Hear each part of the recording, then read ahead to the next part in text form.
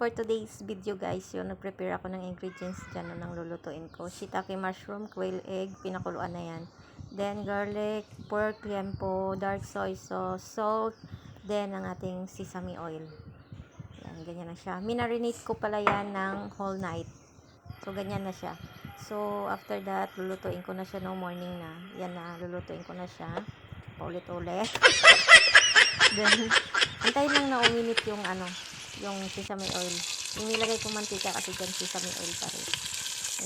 Yan, ganyan, pag ganyan na yung kulay, pwede na siya lagyan ng yan. Pwede na lagyan ng tubig. Yan. So, yung minaralitan na, yung pinagbabara natin is huwag itapon. Ihalot na rin. So, ganyan lang siya guys. Lagyan ng tubig, yung makover up yung pork. Then, lagay yung shiitake mushroom, yung garlic. Yan. So, naglagay pala ako dyan ng 2 tablespoon. Mali. 2 teaspoon na salt. Ganyan lang siya. Tapos, pakuluan lang siya ng 2 hours.